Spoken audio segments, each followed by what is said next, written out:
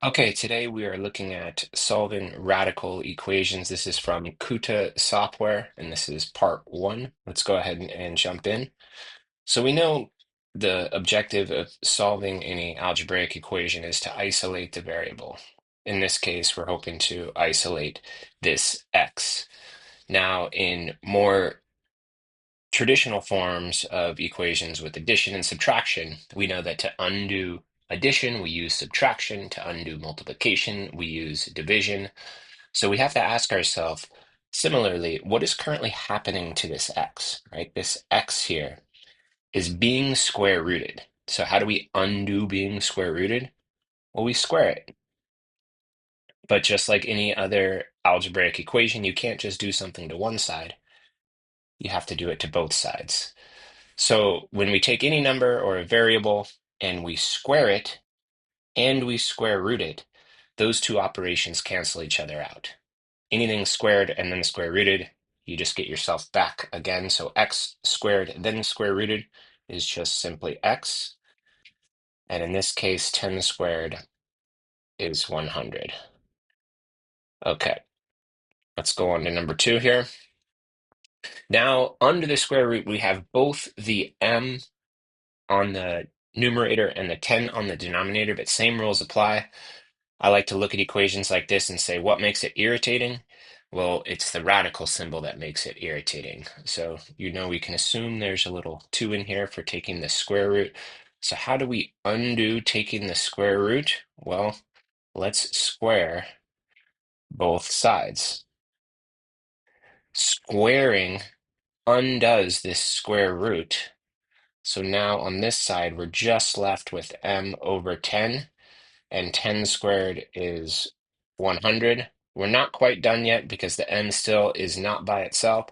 What's keeping the m from being by itself? Well, it's currently being divided by 10. So we need to multiply by 10 on both sides to do it. That'll allow us to cross off these 10s, and we'll just get m equals 1,000.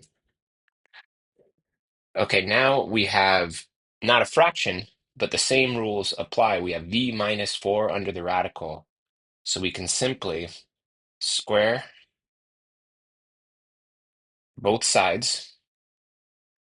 Squaring undoes the square root. And we're left with v minus 4 equals 3 squared, which is 9.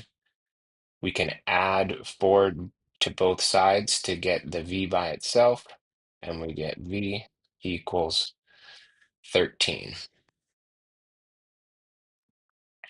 Okay, let's see if we can find ourselves into any more trouble here. Let's do one number 15 here. So this one is a little different, right? If we were to go and square both sides to start, the right side would be clean. But this side here, we would end up, because we have two terms, we would end up with sort of a nasty foiling problem to do that. So a general rule is if you want to use squaring on both sides as one of your steps to solve, make sure that there's nothing but this radical. So how do we make it so it's just the radical? We would first have to add 1 to both sides. That would allow us to get rid of this 1 here. So we're just left with the square root of v plus 3 equals 8.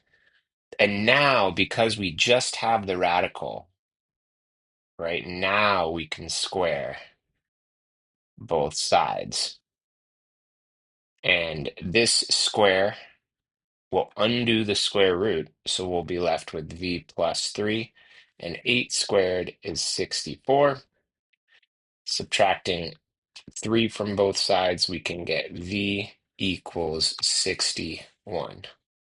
Not much different when it's actually, I think I like to think of it as a little easier, right? When you square both sides here, it takes it takes care of the square root on both sides. So this square takes out this square root. This square takes out this square root, and you're just left with 3n equals 4n minus 1. And remembering, whenever you have variables on both sides of the equation, you have to commit to a side. So in this case, let's subtract 4n from both sides. You could have subtracted 3n from both sides as well. That would have worked.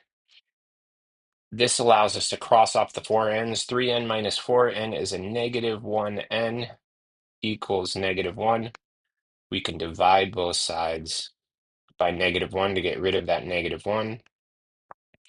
And we get n equals 1.